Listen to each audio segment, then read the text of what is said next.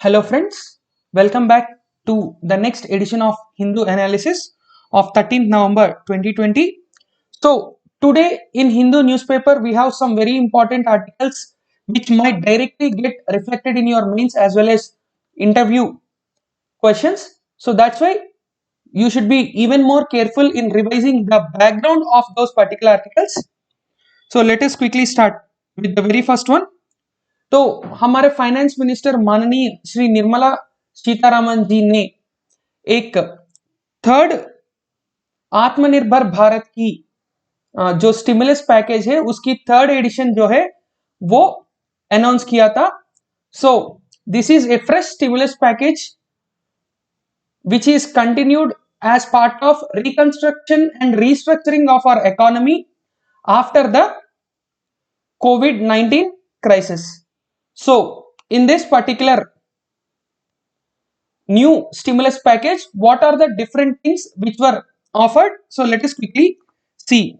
The very first one is Atmanirbhar Bharat Rozgar Yojana, a new scheme to create jobs. For the creation of more and more jobs, a new scheme has been introduced, which is Atmanirbhar Bharat Rozgar Yojana. Then, government to put 2 years EPF dues for new employees hired between October 1st 2020 to June 30 2021. यानी कि जितने भी लोगों को companies higher करते हैं अक्टूबर 1st 2020 के बाद और जून 30 2021 के पहले, उन सारे लोगों का जो ईपीएफ होता है, नॉर्मली ईपीएफ का कंट्रीब्यूशन कैसा बनता है दोस्तों? 12% will be by the employee and another 12% by the company. So now this 12% of the employee and the 12% of the company, the entire 24% will be given by the government itself. यानी कि government ही उस पूरे 24% की जो amount है वो bear करेगी. So with this the companies can see it as a sort of benefit for them. Along with even the employees, they will also see that 12% of their salary is now coming into their hands as liquid cash. So इसलिए ये काफी एक बड़ा step हम लोग कह सकते हैं. Then the people earning less than 15,000 per month who lost jobs between March and September to be covered if re-employed. यानी कि अगर कोई भी ऐसा एम्प्लॉय है जिसका सैलरी एक महीने में 15,000 से कम है और उनको अब जॉब नहीं है, उनका जॉब खो गया है, यानी कि he has lost his job after the corona crisis. Such people, if they are re-employed, they will also get this 24% of EPF due contribution from the government. And which companies are covered in this particular stimulus package? All the companies with more than 50 employees, and they have to hire at least 5 members in this particular time so that the employees can be covered. यानी कि कोई भी ऐसा company जो जिसके पास 50 से भी ज्यादा लोग होंगे एज एम्प्लॉइज और 5 या उससे भी ज्यादा लोग को अगर वो कंपनी हायर करेगी, only then the company will be eligible for this EPF benefit. So all these things is related to your jobs. Then the next one is for farmers. For farmers, the government will provide 65,000 crore for fertilizer subsidy, and it will also ensure that the adequate availability of fertilizers during the next crop season. यानी कि अभी जो next crop season शुरू हो रही है उस crop season में फर्टिलाइजर्स की जो अवेलेबिलिटी है वो गवर्नमेंट इंश्योर करेगी और फर्टिलाइजर की सब्सिडी के रूप में 65,000 crore rupees is government promising to the farmers. Then additional 10,000 crore for PM Garib Kalyan Rozgar Yojana. So for the employment scheme, another 10,000 crores for Prime Minister Garib Kalyan Rozgar Yojana project, and this amount can be used either in MNREGA और ग्रामीण सड़क योजना. यानी कि जितने भी farmers वो non farming time में ज्यादा से ज्यादा लोग क्या करते हैं दोस्तों, मनरेगा या प्राइम मिनिस्टर ग्राम सड़क योजना, ऐसे स्कीम्स के अनुसार वो लोग काम करते हैं और उस काम की वजह से इन लोगों को और भी ज्यादा पैसे मिलते हैं, because in the year, depending on the area and irrigation facilities, many areas in the country have 1 or 2 crops only per year. 3 and 4 crops are a luxury for the farmers in 90% of the land in India. So that's why जितने भी लोग होंगे वो non crop season में मनरेगा या PM ग्रामीण सड़क योजना ऐसे स्कीम्स में काम करते हैं, और उन सारे स्कीम्स के लिए अब एडिशनली 10,000 करोड़ दिया जाएगा। देन सैलरी टैक्स पेयर्स के लिए क्या स्टिमुलस पैकेज में दिया गया है?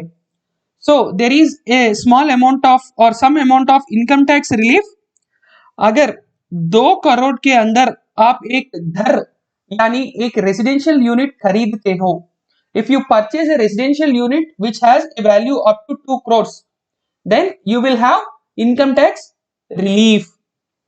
And the permissible differential under income tax act, यानी कि इनकम टैक्स एक्ट के दौरान जो परमिसेबल डिफरेंस है वो सर्किल रेट और एग्रीमेंट का वैल्यू जो है उसके बीच में जो डिफरेंस है वो 10% से लेके अब 20% किया गया था जून 30, 2021 तक।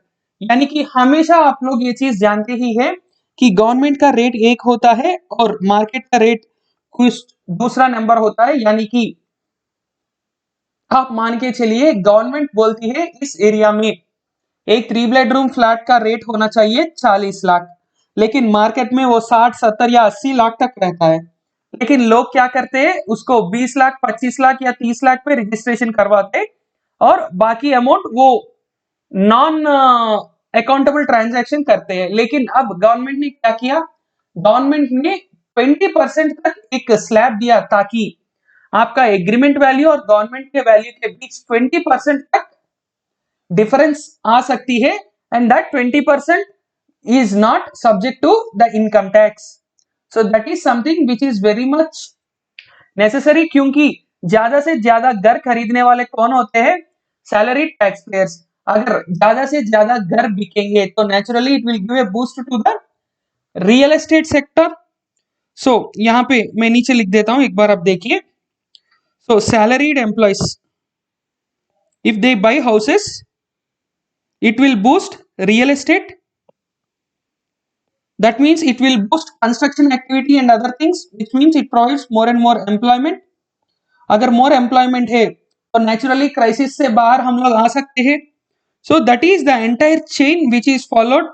If that is what the government is expecting, if there is any positive change because of this stimulus package. Then the next one is 18,000 crore for time Pradhan Mantri Awas Yojana.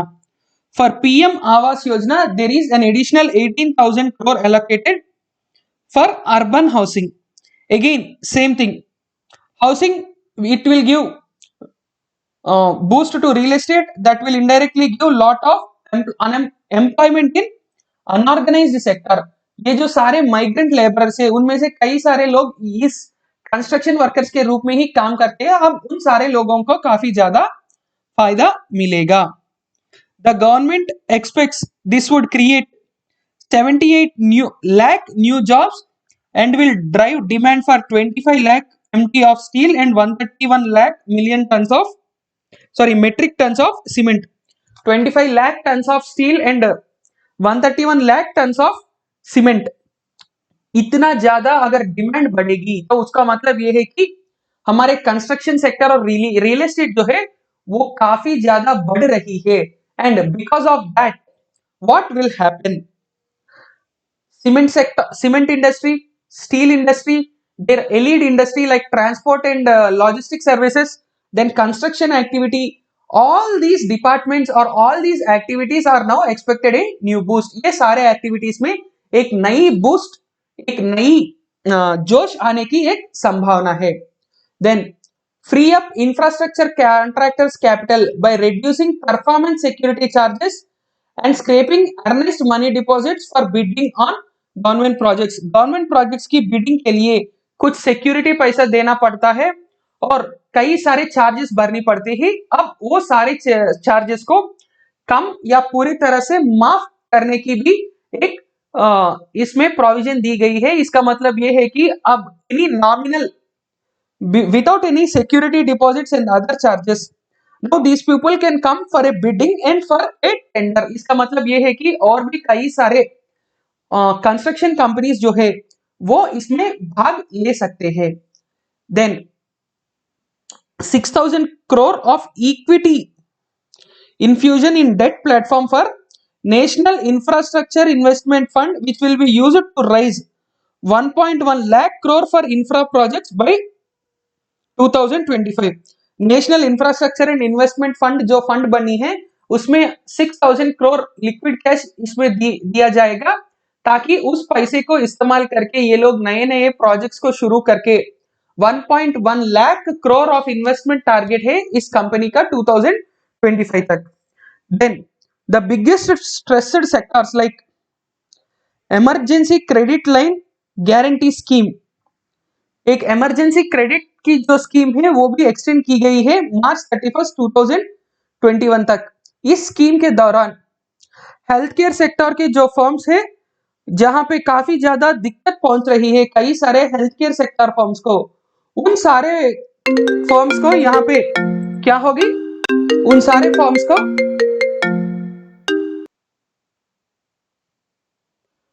तो यहाँ पे ये सारे जो stressed sectors है जैसे कि health care, इन सारे स्ट्रेस्ड सेक्टर्स को एक emergency credit line guarantee scheme, इस स्कीम के अनुसार कुछ नए क्रेडिट देने की भी एक प्रोविजन लिया था, एक प्रोविजन उनको प्रोवाइड किया था, ताकि ये जो स्ट्रेस्ड सेक्टर्स है ये सारे स्ट्रेस्ड सेक्टर्स उससे बाहर आ जाए। So all these are the provisions of stimulus package announced by the finance minister. Finance minister का ये जो स्टेटमेंट है वो भी एक बार हम लोग देखेंगे।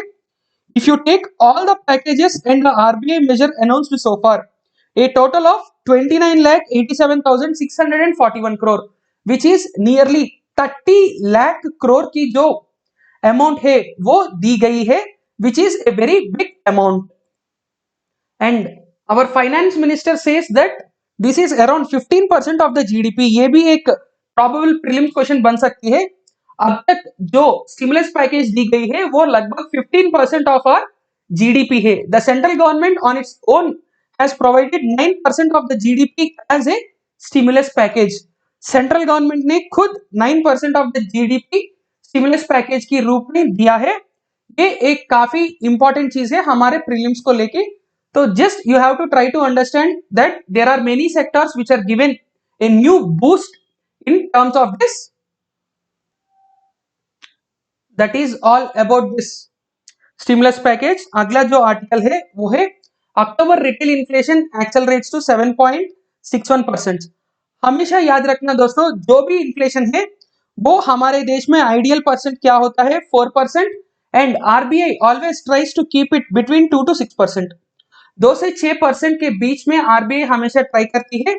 और ये लोग जो आइडियल चीजें पे बात करते हैं वो इन्फ्लेशन रेट होता है 4%।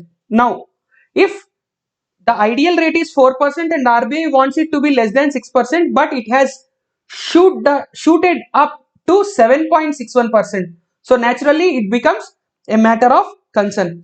हमेशा याद रखना दोस्तों, anything in relation to inflation is always important in your economy, that is GS3। आपके GS3 के हिसाब से ये सारे चीजें हैं काफी ज्यादा इंपॉर्टेंट है। आपको एक बार सारे इन्फ्लेशन जो है एक बार यहीं पे रिवाइज कर लीजिए। कई सारे टाइप ऑफ इन्फ्लेशन जो होते हैं जैसे कि galloping inflation, creeping inflation, crawling inflation, deflation, ऐसे कई सारे डेफिनेशंस होते हैं इन्फ्लेशन के बारे में, वो सब एक बार देख लीजिए।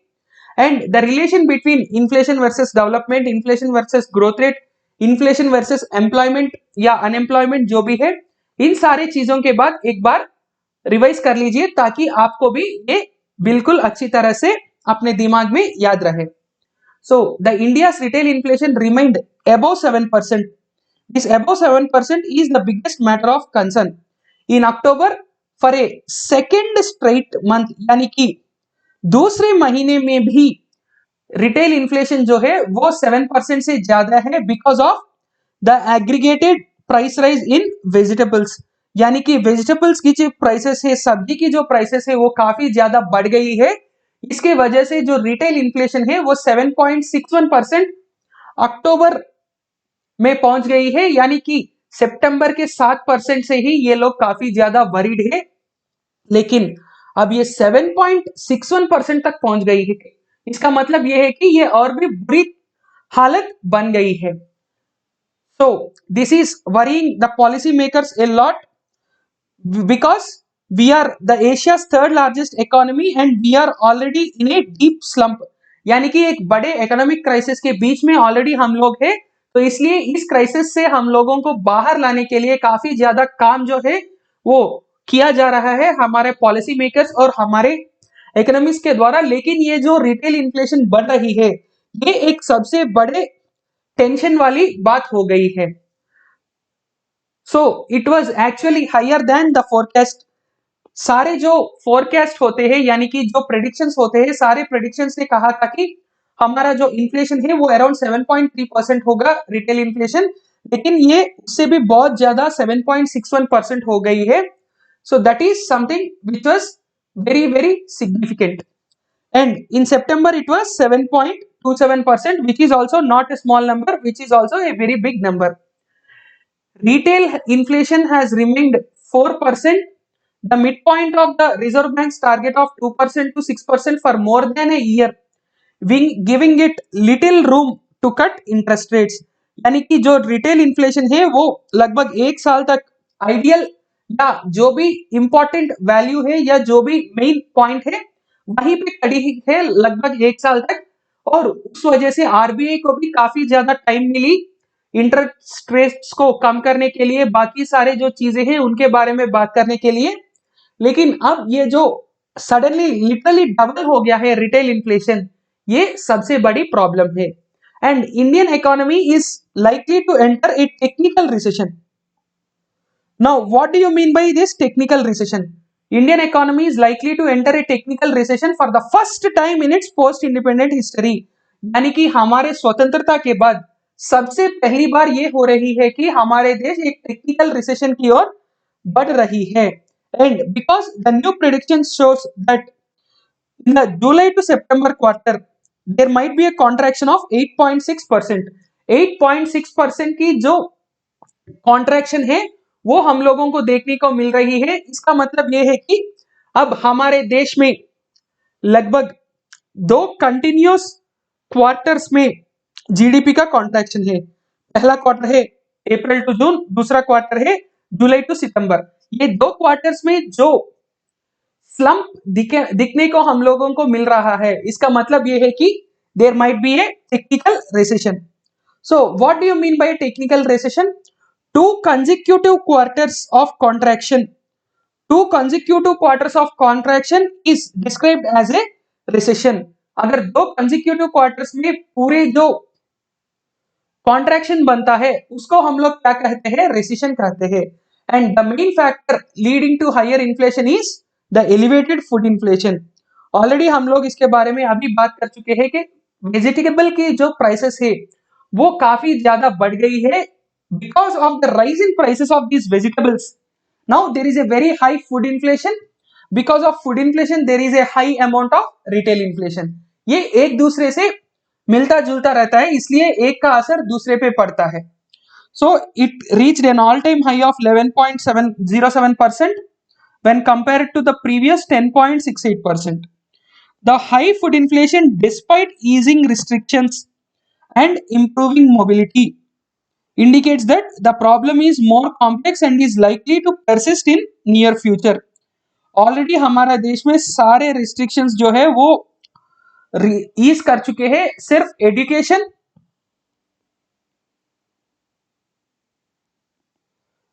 वो भी कुछ ही स्टेट्स में एजुकेशन पे रिस्ट्रिक्शंस है। सिनेमा ऑलरेडी खुल गई है, पार्क्स, स्विमिंग पूल्स, बार्स सब कुछ खुल चुका है, लेकिन एजुकेशन और कुछ ही ऐसे सेक्टर्स है जहां पे कम लोगों को अभी पार्टिसिपेट करने की मौका मिल रही है, यानी कि हर जगह सोशल डिस्टेंसिंग नॉर्म्स को फॉलो करना पड़ती है। और दूसरी तरह इंप्रूविंग मोबिलिटी, यानी कि जो ट्रांसपोर्ट फैसिलिटी है वो भी काफी ज्यादा यहाँ पे इंप्रूव की गई है, लेकिन इन दोनों के इंप्रूवमेंट के बावजूद भी बहुत ज्यादा इन्फ्लेशन क्यों रही है? Why was the inflation so high even after easing those restrictions and also improving the transport facilities, that is the mobility, which means the problem is even more complex in nature, क्योंकि हम लोग सोच रहे थे कि ये सारे Covid के वजह से ही हुई थी, लेकिन यहाँ पे कई सारे और भी चीजें हैं जो मैटर करते हैं कोविड के अलावा। That means despite anticipating the COVID related issues, here we are facing a lot more problems and many other issues which are beyond the direct implications of COVID. Then another thing is the disruption of COVID, जो हमेशा एक important point है अगले 1-2 साल तक। And दूसरा point है excessive rainfall in states. कई सारे स्टेट्स में इस बार एक्सेसिव रेनफॉल भी हुई है। इस एक्सेसिव रेनफॉल की वजह से क्या हुआ? डिलेड हार्वेस्ट ऑफ ऑनियंस, जो ऑनियन की क्रॉप है उसका हार्वेस्ट जो है वो और थोड़ा डिले हो गई है। So that's why, because there are instances where the governments have to resign because they were unable to control the price of onion. Onion price is so important in Indian economy because it is a key ingredient in each and every kitchen along with other vegetables. जो भी सब्जी हो उसमें जरूर प्याज तो डालना ही पड़ेगा, तो इसलिए प्याज एक ऐसा चीज है जो पूरे देश में इतना ज्यादा असर दिखाता है कि कभी कभी गवर्नमेंट्स भी ऊपर नीचे हो जाते हैं प्याज का प्राइस जो है वो कंट्रोल करने के चक्कर में। एंड इस साल क्या हुआ, ये सारे रेनफॉल की वजह से हार्वेस्ट ऑफ ऑनियंस काफी ज्यादा डिलेड हो गई है, because the main states which produce the onions like Maharashtra, Karnataka and Andhra Pradesh, in all the states there was a lot of damage because of this excessive rainfall. And October's core inflation is in the range of 5.5 to 5.8 according to some analysts as compared to 5.7 in the September। यानी कि जो core inflation है हमारा देश का वो तो कम ही है, वो तो पिछले महीने से कंपैरेटिव एरियाज में ही है, लेकिन ये जो फूड इन्फ्लेशन और रिटेल इन्फ्लेशन है ये एकदम बढ़ गया था। उस वजह से अब हमारे जो रिटेल इन्फ्लेशन है वो 7.61 तक पहुंच गई है। ये एक सबसे बड़ी बात है। So my dear friends, in order to understand this even better, I want you to read inflation chapter from economy so that you will understand everything even better. Next article है फॉर वन एंड ऑल। ये जो article है ये अर्नब गोस्वामी के bell के बारे में एक एडिटोरियल है।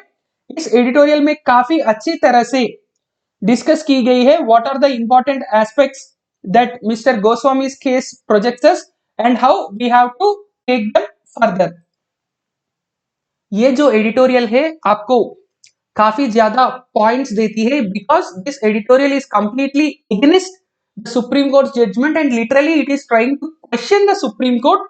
सो दैट्स व्हाई ये काफी ज्यादा महत्वपूर्ण एडिटोरियल है और आप लोगों को अलग अलग आइडियाज भी इस पर्टिकुलर एडिटोरियल के दौरान आपको मिलता है। So the very first one, the first statement itself, it shows the Supreme Court has struck a blow for personal liberty, granting interim bail to television anchor Arnab Goswami. तो पहले स्टेटमेंट में ही ऑथर ने ये कहा था कि the Supreme Court has struck a blow for personal liberty, क्योंकि उन्होंने टेलीविजन एंकर अर्नब गोस्वामी को बेल दिया था through an order that one which was also passed in case of many other incarcerated without sufficient cause and with same priority consideration and speed।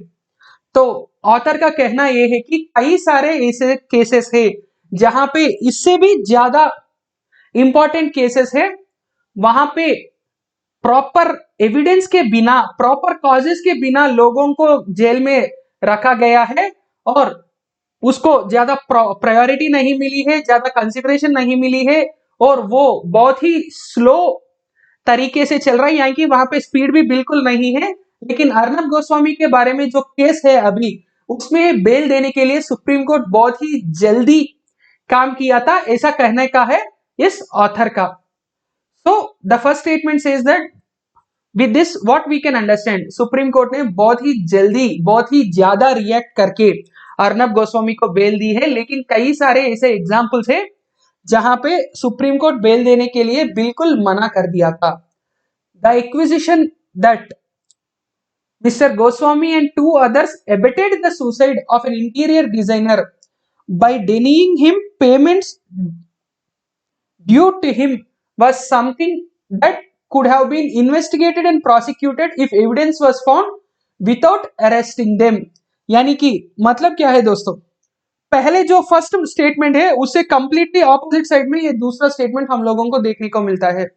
यहाँ पे mister Goswami और बाकी लोगों पर ये एक्विजिशन था कि उन्होंने बिना पैसे देके एक डिजाइनर को हैरास किया, उस हैरासमेंट को टॉलरेट नहीं कर पाए थे वो डिजाइनर एंड उन्होंने सुसाइड कर दिया। उन्होंने सुसाइड नोट में ये लिखा था कि Arnab Goswami and others they have compelled me, they have troubled me a lot because of the non repayment of their dues and because of that I am committing suicide। इसका मतलब ये है कि इनडायरेक्टली ये जो सुसाइड की वजह से मैं जिसके लिए सुसाइड कर रहा हूं उनका रीजन ये है कि अर्नब गोस्वामी और उनके पार्टनर्स ने मुझे पैसे नहीं दिए थे। सो that is what the statement of this person who unfortunately committed suicide gave। Or in this case it could be easily investigated and prosecuted and if evidence was found without arresting them। यानी कि इस case में अर्नब गोस्वामी और बाकी लोगों को easily investigate और prosecute कर सकते हैं अगर उनके खिलाफ कोई एविडेंस मिली है या कोई सबूत मिली है जो प्रूव करती है कि इनकी वजह से ही ये सारे जो इश्यूज है या सारे जो सुसाइड की इश्यू है उसका main responsible person Arnab Goswami and his associates. यानी कि अगर वो साबित की गई है कि अर्नब गोस्वामी ही रेस्पॉन्सिबल है तब उनको अरेस्ट कर सकते हैं, तब तक उनको अरेस्ट करने की कोई जरूरत भी नहीं है। ये चीज एक स्टेटमेंट है हमारे ऑथर के द्वारा। And this case is always a good case for bail because very easily a bail can be provided but it is not clear why the court did not allow the regular bail process to pave the way for their freedom।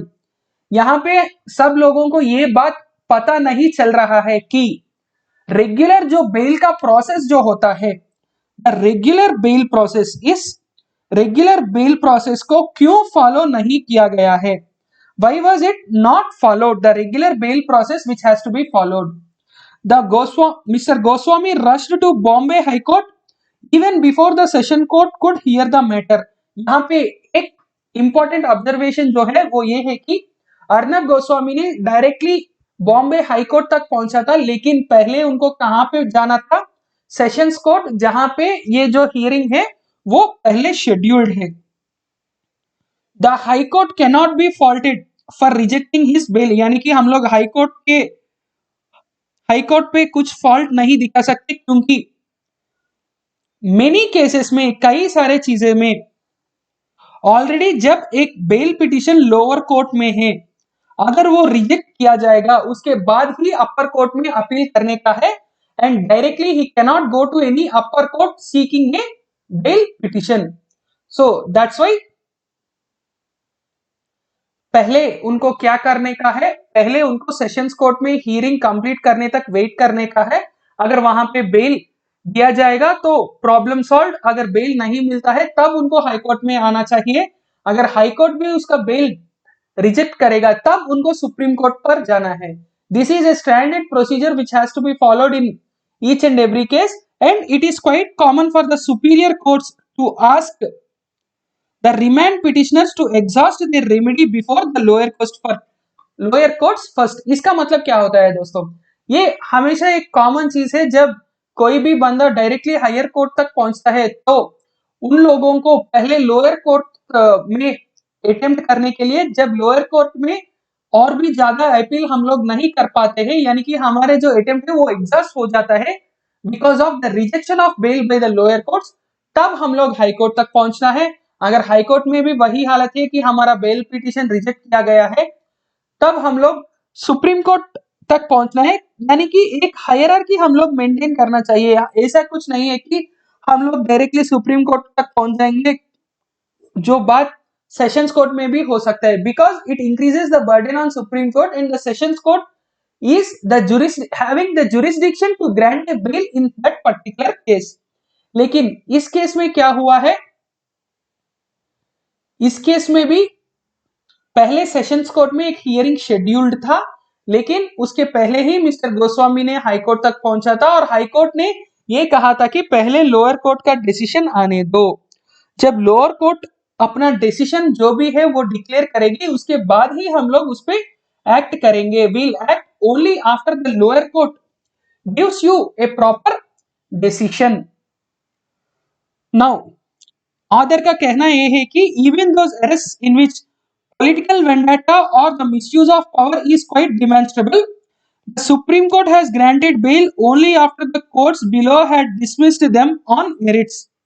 यानी कि कई सारे cases जहां पे political vendetta और the misuse of power, political vendetta is nothing but the ruling party arresting the opposition leaders and vice versa।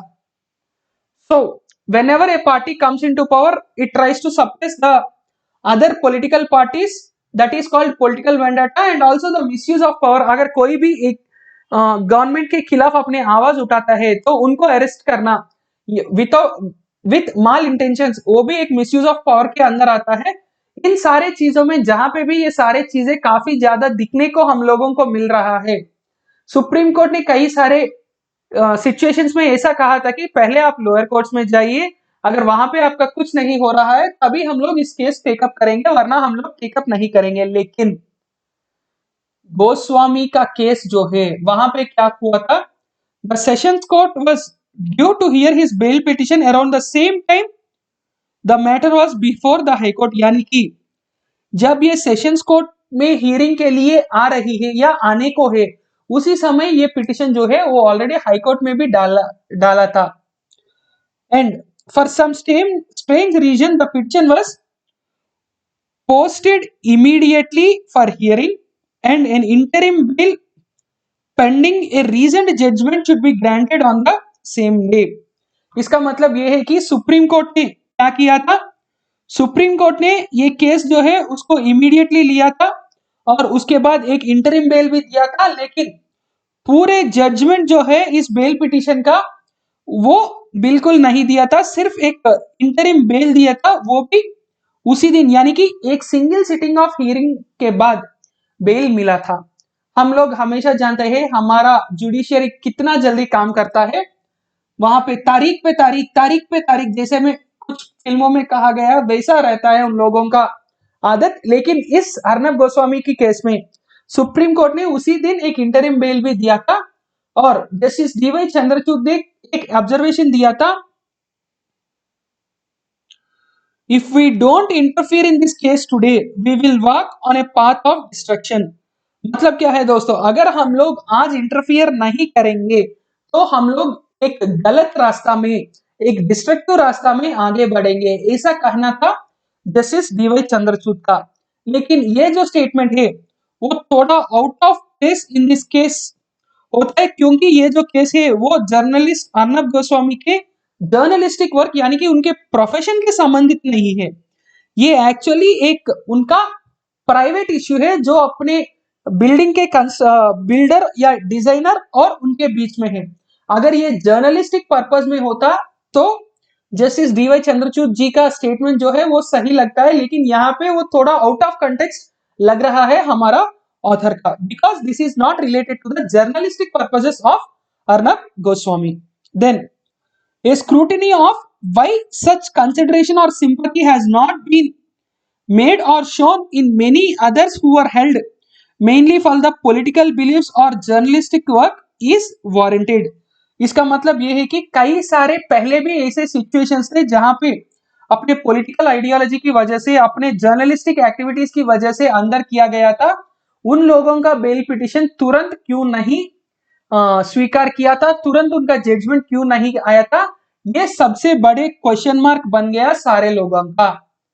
It is no idle whataboutery to point out It was only recently that the apex court turned down a petition. Recently apex court यानी कि Supreme Court एक petition को reject किया था on medical grounds for an activist Sudha Bhardwaj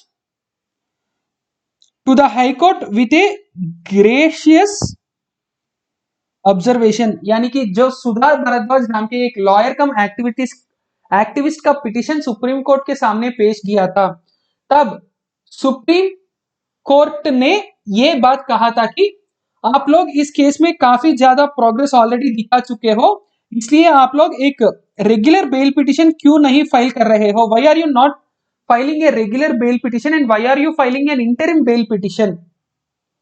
तो इसका मतलब यह है कि सुप्रीम कोर्ट बाकी सारे केसेस में ऐसा एंटरटेन नहीं कर रही है, लेकिन इस केस में क्यों सुप्रीम कोर्ट ने ऐसा एंटरटेन किया था, यह सबसे बड़ा प्रश्न है। Only a detailed judgement which sheds light on the circumstances in which the Supreme Court can override the regular bail hearings in lower courts, यानी कि यहाँ पे एक डिटेल्ड जजमेंट जब आती है, उस जजमेंट में ही हम लोगों को ये चीज देखने को मिलता है कि क्यों सुप्रीम कोर्ट ने ऐसा किया था। Why did the Supreme Court do this thing like overriding the regular bail petition of lower court? And is it expected that the magistrates and the sessions judges should also grant same day interim bail in appropriate cases? इसका मतलब यह है कि क्या supreme court ये भी चाहती है कि जितने भी लोअर कोर्ट्स है, जैसे कि मैजिस्ट्रेट्स होते हैं या सेशंस कोर्ट्स होते हैं, उनके जजेस भी उसी दिन बेल देना एक जरूरी बात है क्या? ये सारे चीजें जो है वो हम लोगों को एक डिटेल जजमेंट जब आती है उसमें मिलता है। The court's recent record of evading and postponing hearing on many matters concerning fundamental rights and constitutional questions that affect the rights of a large section of society is veritable story of judicial abdication। यहाँ पे ये एक सबसे बड़े allegation किया गया था इस ऑर्डर के द्वारा। ऑर्डर ये बोल रहा है कि रिसेंटली कई सारे केसेस जो जहां पे फंडामेंटल राइट्स और कॉन्स्टिट्यूशनल क्वेश्चंस आ रहा है, उन सारे केसेस को सुप्रीम कोर्ट बहुत ज्यादा डिले कर रही है, लेकिन इस केस को इतना तुरंत क्यों अपना जजमेंट, इंटरिम जजमेंट जो है वो क्यों इतना जल्दी दे दिया था, ये सबसे बड़ा क्वेश्चन है ऑथर का। It is somewhat galling to note that the gladiatorial zeal for personal liberty is demonstrated in a selective manner, यानी कि पर्सनल लिबर्टी का जो एग्जाम्पल है वो अलग अलग सिचुएशंस में क्यों अलग अलग तरीके से दी जा रही है सुप्रीम कोर्ट के द्वारा, ये सबसे बड़ा एक प्रॉब्लम है। सेलेक्टिव मैनर में सुप्रीम कोर्ट क्यों इस केसेस को ले रही है, ये भी एक प्रश्न है हमारे ऑथर का इस एडिटोरियल में।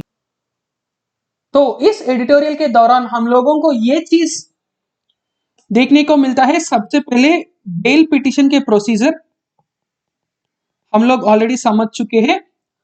Now it is your part two read about the very first statement of this one, that is personal liberty. आप लोग अब पर्सनल लिबर्टी के बारे में यहाँ पे जो भी चीजें दिखाई गई है उसको एक बार पढ़ना बहुत ही ज्यादा जरूरी है। I would advise you to revise fundamental rights regarding the personal liberty. Okay दोस्तों, so let's quickly move on to the next article. अगला जो आर्टिकल निकल के आता है लोग, वो है India ASEAN to expand trade despite RCEP walkout. यहाँ पे इंपॉर्टेंट पॉइंट ये है कि RCEP walkout, regional comprehensive economic partnership, जिसको हम लोग आरसीईपी कहते हैं, इस आरसीईपी के बारे में हम लोग और भी कई सारे क्लासेस में डिस्कस करने वाले हैं, बिकॉज ये जो आरसीईपी है वो इस पूरे एक वीक या 10 दिन तक चलेगा, क्योंकि ये नए नए लॉन्च होने वाले हैं नवंबर 15 को। तो India and ASEAN countries said they would explore ways to increase the trade between them despite India's exit from the 15 nation RCEP. Now what is RCEP? RCEP is a free trade agreement which India walked out of a year ago, is expected to be signed on November 15 between China, Australia, South Korea, Japan and ASEAN countries. यहाँ पे एक और country जो missing है वो है New Zealand.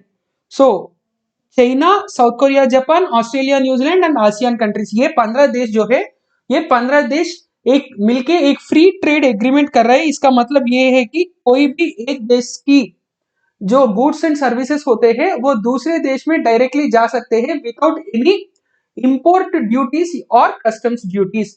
इसको हम लोग कहते हैं free trade agreement. Now this 15 countries have signed an agreement or they are planning to sign it on November 15th, which is called RCEP. India last year in the month of November declared that India will not be the part of RCEP. जब भारत ने ये फैसला लिया था कि हम लोग RCEP में नहीं आएंगे बिकॉज हम लोग चाइना की वजह से काफी सारे प्रॉब्लम्स फेस कर रहे हैं एंड हम लोग एक ऐसा ऑर्गेनाइजेशन जहां पे चाइनीज के लिए काफी ज्यादा फायदा हो उस ऑर्गेनाइजेशन में हम लोग बिल्कुल नहीं जाना चाहते थे. एंड इसके दौरान आसियान की समिट में इंडिया और आसियान के मीटिंग के बाद ये कहा गया था कि और भी कई सारे रास्ते हैं जिसपे हम लोग इंडिया और आसियान के बीच एक ट्रेड रख सकते हैं, एक ट्रेड एग्रीमेंट रख सकते हैं. इसका मतलब ये है कि भारत डायरेक्टली अब आसियान से ही एक एग्रीमेंट करेगी जिसके दौरान आसियान और भारत के बीच में फ्री ट्रेड हमेशा आगे चल सके. However, it is expected that the RCEP may leave a clause allowing India to rejoin at a later date. इसका मतलब ये है कि RCEP एक ऐसा क्लॉज उसमें शायद रखेगी कि इंडिया जब उसका मर्जी हो तब वो आके फिर से नेगोशिएट करके फिर से शायद डिस्कशन भी शुरू कर सकती है. So as far as India is concerned, India will not join RCEP as it does not address the outstanding issues of our concerns. तो जितने भी इश्यूज जो भारत के द्वारा राइज किया गया था और कंसर्न्स जो भारत के द्वारा राइज किया था, जब तक वो सारे कंसर्न्स एड्रेस नहीं हो जाएगा तब तक हमारे देश आरसीईपी में भाग नहीं लेगा. However, India remains committed to deepen our trade relations with ASEAN. यहाँ पे अगर आप लोग सही तरह से देखेंगे तो except China, all the other 14 members of RCEP are very very close to India. बाकी 14 कंट्रीज जो है वो काफी ज्यादा क्लोज है भारत के लिए, लेकिन हमारे सबसे बड़ा चिंता की बात यह है कि ये जो आरसीईपी है इसमें सबसे बड़ा किरदार निभाने वाला जो ऑर्गेनाइजेशन है वो है China. Now, MEA officials have declined to comment whether the subject of RCEP was discussed in the recent summit. यानी कि अभी जो आसियान की समिट हो रही है, इंडिया आसियान मीटिंग में क्या आरसीईपी के बारे में भी नेगोशिएशंस दोबारा शुरू हुई थी नहीं या नहीं, इस बात पर मिनिस्ट्री ऑफ एक्सटर्नल अफेयर्स ने कुछ नहीं कहा था. लेकिन उन लोगों ने ये बात कहा था कि हमारे प्रधानमंत्री जी ने एक early review of the ASEAN India free trade agreement, जिसको हम लोग AITGA के नाम से जानते हैं. So remember this, AITGA, ASEAN India trade in goods agreement. ये भी एक महत्वपूर्ण प्रीलिम्स के प्रश्न बन सकती है दोस्तों. सो B Prime Minister called for a quick review of the AITGA, that is the ASEAN India Trade in Goods Agreement. अगर ये एग्रीमेंट हम लोग आसियान से साइन करते हैं तो इसका मतलब ये होता है कि हम लोग आरसीईपी के बदले में एक नए एग्रीमेंट के द्वारा सारे आसियान कंट्रीज से फ्री ट्रेड कर सकते हैं. And it underlined the importance of the diversification and resilience of supply chains in the post Covid economic recovery. इसका मतलब क्या है दोस्तों, अब ये कोविड के बाद जो भी रिकवरी हो रहा है इसमें जो सप्लाई चेन होता है वो और भी ज्यादा डाइवर्सिफाई होना चाहिए. यानी कि हमारे देश से जो एक्सपोर्ट्स जाते हैं वो अलग अलग देशों में अब जाना चाहिए और हम लोग जहां से इंपोर्ट करते हैं वहां पे भी काफी ज्यादा डाइवर्सिफिकेशन होना चाहिए. क्योंकि अगर हम एक ही देश पे इंपोर्ट्स के लिए डिपेंड करेंगे तो उस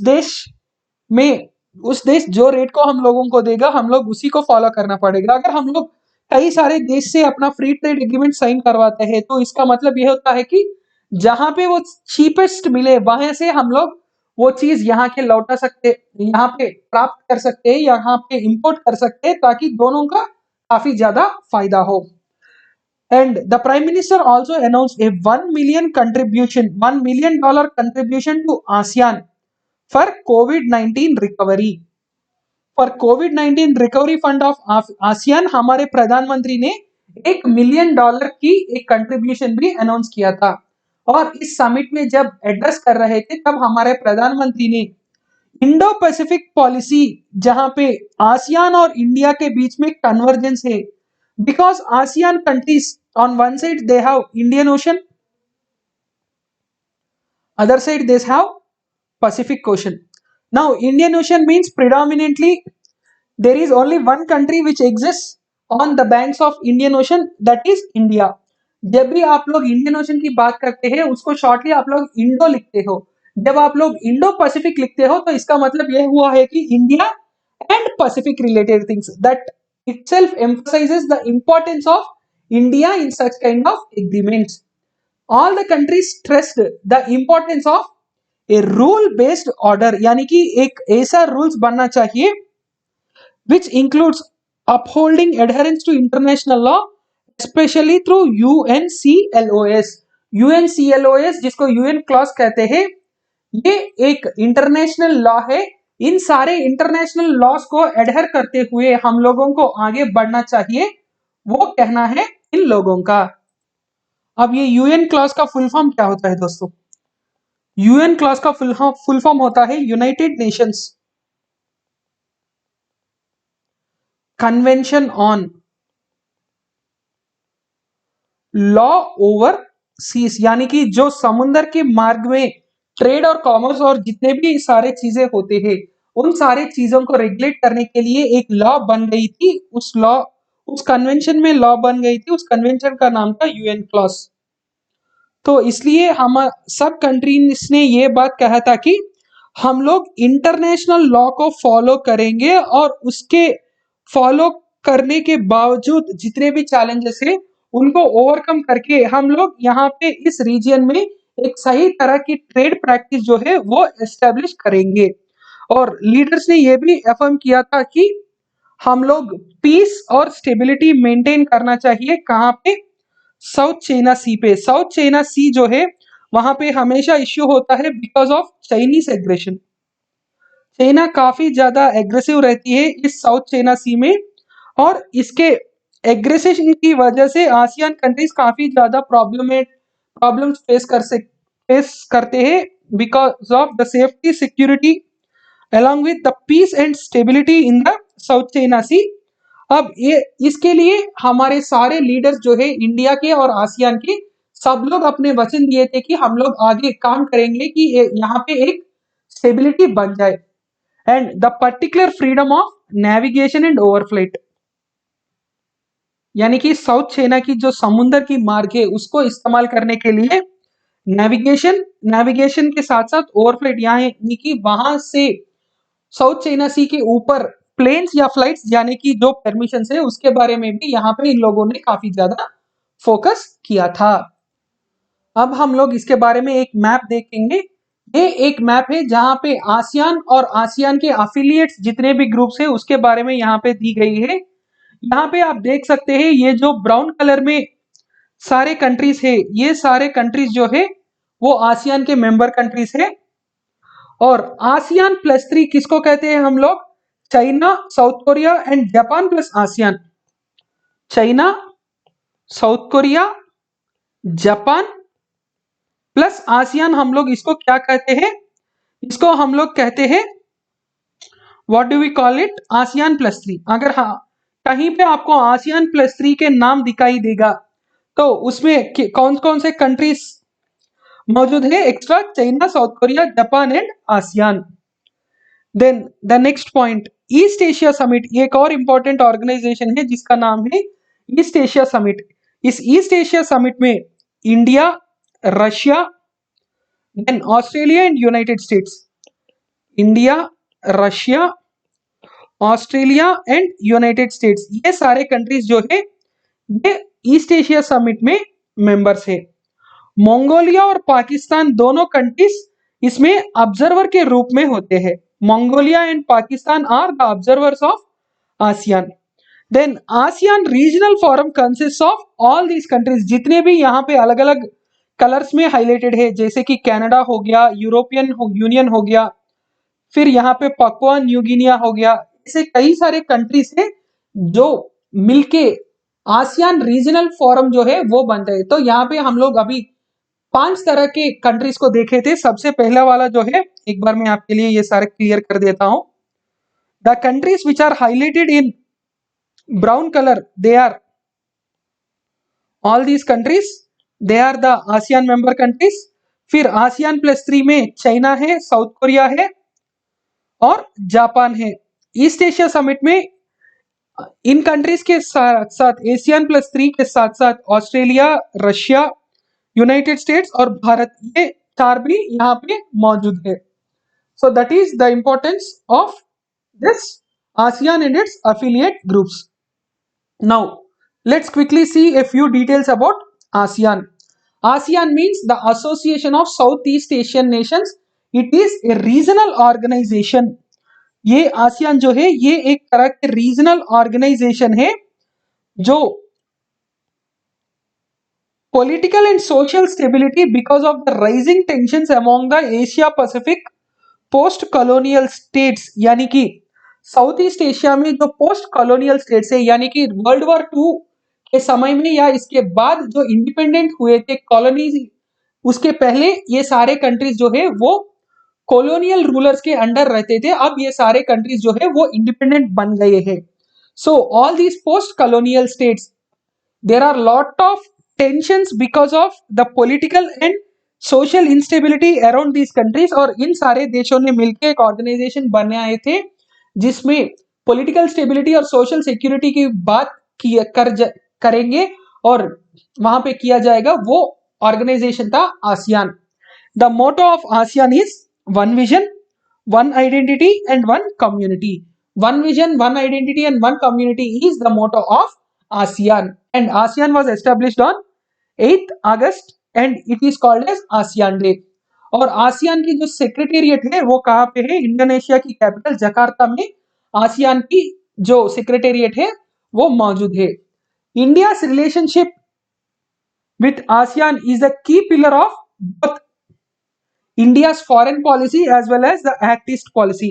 आप लोग IR में इस चीज काफी अच्छे से जानते ही है कि हमारे पास पहले होता था लुक ईस्ट पॉलिसी, उसके बाद आया था एक्ट ईस्ट पॉलिसी। अब हम लोग फॉलो कर रहे हैं act east policy.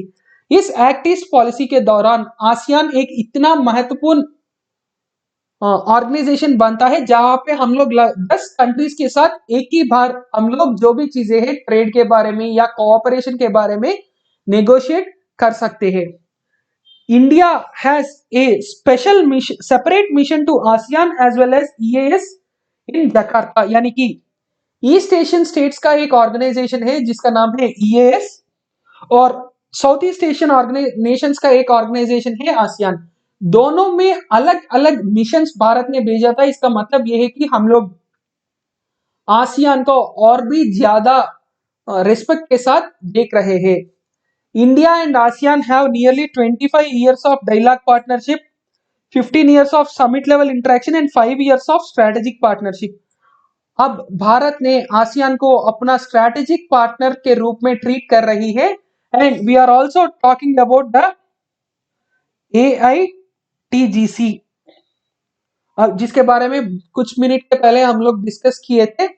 The AITGC के बारे में भी हम लोग बात कर रहे थे, जहां पे हम लोग हाईलाइट कर रहे हैं the role between India and ASEAN and the free trade agreement for the supply of goods and services. So that is about ASEAN। और आज के लिए हम लोग जो लास्ट आर्टिकल डिस्कस करने वाले हैं वो है China begins work on the rail line up to Arunachal border. लगभग अरुणाचल बॉर्डर तक जो एक रेल ट्रैक है उसको शुरू किया था हमारे चाइना ने, हमारे नहीं चाइना ने। It will link the Sichuan province with the निंगची इन तिब्बत। निंगची जो है वो अरुणाचल प्रदेश के बॉर्डर से काफी नजदीक है। आप लोग इस मैप में बहुत अच्छी तरह से देख सकते हो कि हाउ क्लोज इज दिस, बस एक छोटा सा गैप है इन दोनों प्लेसेस के बीच में, नीमची और अरुणाचल प्रदेश के फाइनल बॉर्डर के बीच में। और ये जो चीज है वो काफी ज्यादा फोकस की बात है, क्योंकि यहाँ पे धीरे धीरे ये लोग क्या कर सकते हैं, इस सारे एरिया जो अभी मैंने ब्लू कलर में हाईलाइट किया था वहां पे चाइनीज अपना ट्रूप जो है वो डिप्लॉय कर सकती है। जब चाइना अपने ट्रूप्स को डिप्लॉय करेगी, अब जो लद्दाख में सिचुएशन हो रही है वही सिचुएशन वहां पे भी होने की एक संभावना है। इसलिए हम लोग और भी ज्यादा फोकस्ड रहना चाहिए। सो इस आर्टिकल में हम लोग ये चीज देखेंगे। सबसे पहले, China had begun the work on the strategically significant railway line, and it is also the second major link to Tibet, which is the link between the Sichuan province in Ningxi and also the Chengdu, which is in the other part of China. It has a very special importance in the Chinese government, and that's why President Xi Jinping ने कहा, he gave the instruction to begin the work on the project, and इसको उन्होंने क्या कहा था, a major step in safeguarding national unity। उस देश की यूनिटी जो है, चीन चाइना की इंटरनल यूनिटी जो है, उसके लिए ये प्रोजेक्ट काफी ज्यादा महत्वपूर्ण है, ऐसा कहना है Xi Jinping the president of China का। and it is a very significant move in promoting economic and social development of the western region। क्योंकि यहाँ पे एक और चीज हम लोग जानना चाहिए, लासा जो है वो तिब्बत का कैपिटल है, ये सारे जो एरिया है वो तिब्बत में मौजूद है, and Tibet always fights for its freedom, and that's why now China significantly is doing a lot of construction activity in Tibet, and many of the times that is nearer to the India border, because it can reduce the tensions in Tibet, along with it will act as a warning to India। तो इसके बारे में और कुछ चीज, the China planned railway line will run from Lhasa in Tibet to Chengdu, which is the capital of Sichuan province, and it connects a place called Ningchi, which is very very near to the Arunachal Pradesh border। The first segment of the line with Sichuan province from Chengdu to Yan, ये जो area है वो 2018 में complete किया गया था। अब यान से लेके निंगची तक जो 1011 किलोमीटर का जो एरिया है वो इस वीक लॉन्च किया गया था, और ये 2030 तक खत्म हो जाएगा। उतने सारे समय क्यों लग रहा है, क्योंकि it is located in Himalayas. The other end of the Himalayas lies in that particular region, that's why it is very very difficult to construct even a 1000 kilometer line in that area। इसलिए, और अगर ये 2030 तक complete हो जाएगा तो इसका मतलब ये भी होता है कि अब भारत का कनेक्टिविटी जो है वो लगभग यहाँ तक है।